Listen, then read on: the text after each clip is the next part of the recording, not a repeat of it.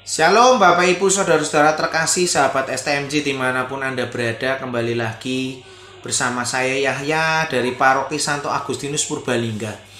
STMJ kali ini diambil dalam Injil Lukas bab 10 ayat 25 sampai dengan 37. Saya sungguh tertarik dan diteguhkan oleh ayat yang ke-27 dan 28. Saya akan bacakan untuk Bapak Ibu Saudara semua. Beginilah firman Tuhan. Kasihilah Tuhan Allahmu dengan segenap hatimu dan dengan segenap jiwamu dan dengan segenap kekuatanmu dan dengan segenap akal budimu, dan kasihilah sesamamu manusia seperti dirimu sendiri, dan perbuatlah demikian maka engkau akan hidup. Demikianlah sabda Tuhan, terpujilah Kristus. Dalam ayat ini ada perintah yang Tuhan kehendaki untuk saya lakukan, yaitu mengasihi Tuhan Allah dan mengasihi sesama, agar kita dapat memperoleh hidup, yaitu hidup yang kekal.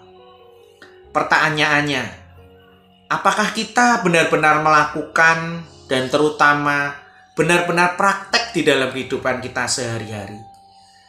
Mengasihi orang yang baik, orang yang berbuat baik, orang yang sudah kita kenal, itu mungkin sangat mudah dilakukan. Tetapi apabila kita mengasihi orang-orang yang menyakiti kita, mengasihi orang yang memusuhi kita, bahkan membenci kita, seringnya bukanlah mudah. Sahabat-sahabat STMJ, beberapa waktu yang lalu, saya mengalami peristiwa yang sungguh membuat saya praktek benar-benar akan kasih. Saya akan sharing untuk Bapak Ibu semua.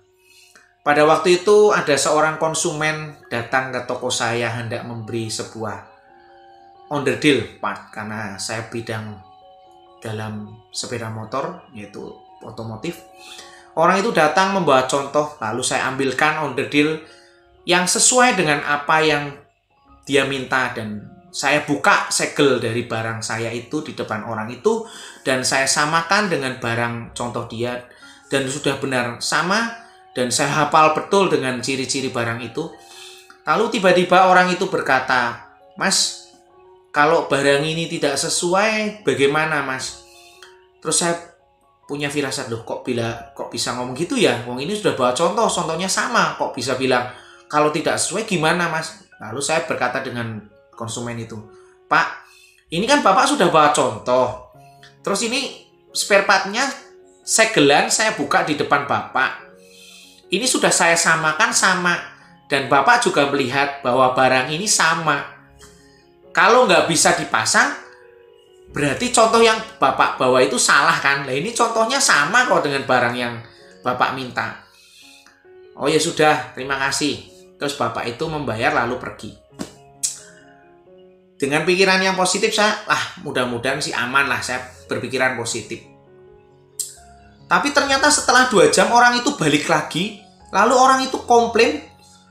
Dan dia bilang, "Mas, ini barangnya tidak bisa dipasang. Barangnya tidak sesuai." Loh, saya kan heran. Loh, kok bisa ya? Bersyukur saya sudah mengalami hidup baru dan saya lebih sabar. Dan saya bersyukur karena saya boleh belajar untuk mengasihi dan lebih bersabar lagi dalam menghadapi hal-hal seperti ini. Lalu saya bilang ke bapak orang itu, "Pak, bentar ya Pak. Saya ambilkan contoh barang lagi." Saya bilang, "Ini barang yang masih segelan lagi. Saya buka lagi di depan Anda. Dan ini barang yang Anda bawa ini bukan barang punya saya. Bukan barang yang saya kasih ke Anda tadi. Kalau barang yang saya kasih ke Anda tadi itu seperti ini. Masih di dalam bungkus, ini saya buka di depan jenengan. Ciri-cirinya seperti ini, dan juga sudah terekam di kamera CCTV. Juga ada saksinya karyawan saya dan mengatakan itu memang bukan barangnya kita Mas. Berarti barang saya ditukar." Gitu kan? Tapi dengan puji Tuhan, dengan penuh kesabaran saya bisa berkomunikasi dengan pelanggan itu dengan tidak emosi. Bersyukur karena saya sudah mengalami hidup baru, saya sudah belajar untuk mengendalikan diri saya. Yang aneh-aneh lagi, Orang itu tidak berkata apa-apa, lalu orang itu langsung pergi. Dan sore harinya, barangnya itu diterima oleh pembantu saya. Saya bilang, loh, kamu kok berani-beraninya terima barang ini? Loh, padahal ini sudah saya tolak tadi siang. Kenapa kamu berani terima? Katanya bilangnya saya kenal ini. Sebenarnya saya di satu sisi saya, ya udahlah, mau gimana lagi nih ya. Terus saya belajar mengendalikan diri saya lebih lagi. Saya bilang, Tuhan, nggak tahu, saya berdoa dalam hati saya itu, Tuhan ampunilah mereka karena apa yang mereka lakukan itu mereka tidak tahu. Jadi memang saya diteguhkan kembali oleh firman ini bahwa mengasihi sesama kita harus mengasihi benar-benar tanpa syarat. Dan kita harus dengan rendah hati mohon bimbingan Roh Kudus supaya benar-benar tulus mau mengasihi dan mengampuni sesama kita, terlebih-lebih orang yang hendak berbuat jahat kepada kita, orang yang mau menyakiti kita. Demikian firman ini, saya semakin diteguhkan dan semakin taat dalam melakukan perintah Tuhan di dalam hidup saya. Sekian STMJ kali ini, Tuhan memberkati berkah dalam.